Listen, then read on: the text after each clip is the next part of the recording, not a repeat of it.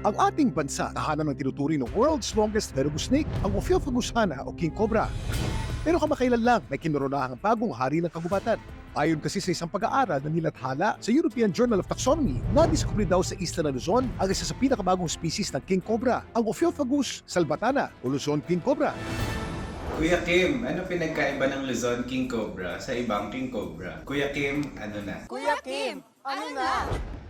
Ang kakadiskubre lang na Luzon King Cobra, endemic o tanging sa Luzon lamang makikita. Malalaki ang mga ito, maaaring humaba ng hanggang 10 feet at 11 inches. Di tulad ng kilala nating King Cobra na makikita rin sa ibang bansa sa Asia, ang Luzon King Cobra mas naro o makitid ang ulo, mas light ang kulay nito at mas konti ang band sa kanilang katawan. Yung mga king cobras natin sa Pilipinas, they are a bit smaller compared to yung mga king cobras sa Southeast Asia. Yung banding is one of the most distinct features ng king cobra. Sa salvatana, hindi siya ganun kahalata. Mas maliit din yung ulo niya, which means they also have yung smaller exoscale sa ulo. Ang pagkakadiskubre sa Luzon King Cobra, napakalaga. Malalaman natin kung gaano ka-rare at ka-fragile din yung biodiversity natin. Now, alam natin na super endemic siya, meaning na dito lang siya sa Pilipinas, hindi din sa buong Luzon, parts of Luzon lang siya nakikita. We have to reevaluate yung IUCN status niya. Umaasa naman ng mga eksperto ng discovery na ito makakatulong sa conservation ng mga King Cobra species. Lalo't ayon sa IUCN, vulnerable na ang King Cobra. Vulnerable is the classification before endangered. In general, onti na lang talaga sila. It's possible na kung mas onti pa nga doon yung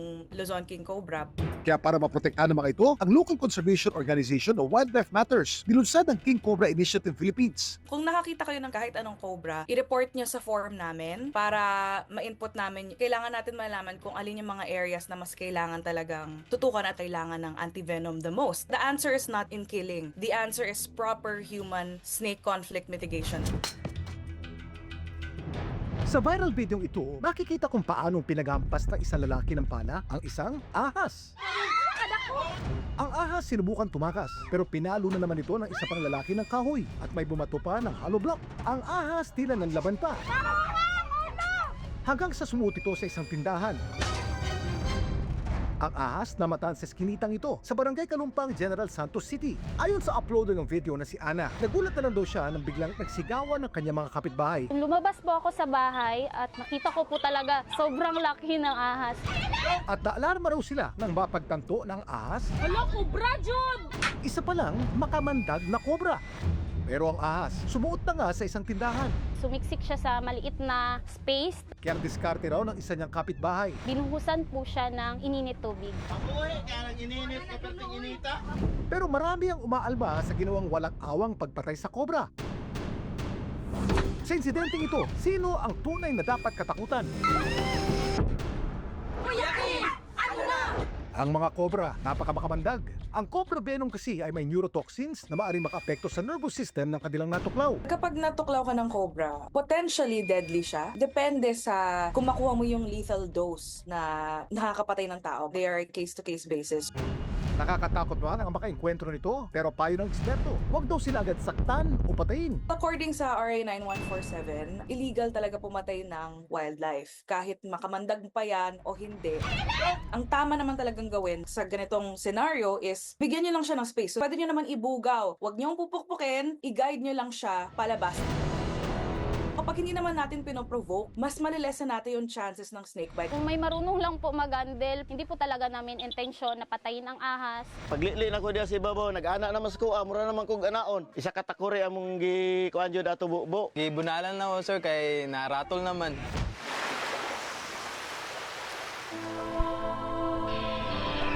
Masayang lumalangoy si Michael sa Buwal-Buwal, Cebu kasama ang kanyang mga kaibigan.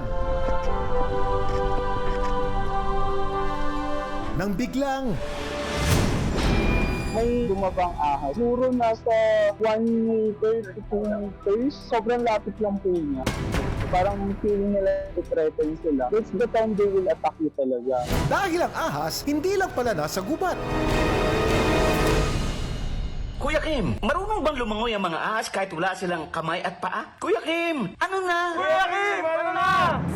Karamihan sa mga ahas ay kayang lumangoy. Ang hawak ko ngayon ay isang reticulated python. Ang anaconda naman, dahil ito ay water snake, ay kayang lumangoy ng 16 kilometers per hour. Ang pa-letter S na langoy ng ahas ay strategy nila para makausad sa tubig. Alam niyo ba na mga walo-walo ay mga sea snake? Kakagat lamang sila pag sila ay manghuhuli ng isda dahil sila ay mga fish eater. Sila ay mga rear fang o kanilang ipin na may lason ay nasa dulo ng kanilang bibig. Para ma-envenomate ka o para malason ka sa kanilang kagat, kinakailangan nguyain ka muna nila. Ito naman ay mga ball python. Ito yung nakikita sa Togo at Ghana sa mga desyerto ng Afrika. Bagaman hindi sanay sa tubig, marunong din sila lumangoy. Hindi nga lang ito ang kanilang madalas na ginagawa dahil mas sanay sila sa desyerto. Samantala, ang ahas na nakaswimming ni Michael, Kung lang po siya po paangat, as in timing lang po talaga na napipictures. Once mabulabog po kasi sila, parang feeling nila threaten sila. That's the time they will attack you talaga. Just let it pass through you. Being sea snakes, many of them kasi ay very territorial. Kung merong mga napapadpad sa kanilang territory, definitely they will try to defend. Tama yung ginawa nung diver na wag lamang pansinin, pabayaan nyo lamang sila at tignan ninyo kung saan sila pupunta or lalangoy. Yung mga sea snakes kasi they are not known to be very aggressive. sa halos araw-araw na pagsisid ng community guide na si Mark sa katubigan ng Panglao sa Bohol. Sa naturang dive daw na ito, talagang kinabahan siya. Habang nagpa-fun dive daw siya kasama ng kanilang mga kliyente, gumabang ang takot sa grupo nang sa kanila biglang may nakilangoy. Isang makamandag na sea snake na kung tawagin sa kanila, walo-walo. Nagulat talaga ako. Binidyohan ko siya doon. Hindi ko in-expect na inatake niya ako. Ligtas kaya makaahon ang grupo mula sa banta ng walo-walo? Kuya Kim, gaano ba kalakas ang kamandag ng walo-walo? Kuya Kim, ano na? Kuya Kim, ano na? Ang tawag sa ahas na naengkwentro ng mga divers sa Bohol ay banded sea crate. Tinawag na banded sea crate dahil sa mga bands o stripes na palibot ng kanilang katawan. Sa Visayas at Mindanao naman, tinatawag itong walo-walo dahil sa paniniwalang sa oras na matuklaw ka raw nito. Sa loob lang ng 8 segundo, 8 minuto o 8 oras, maaari ka raw mamatay.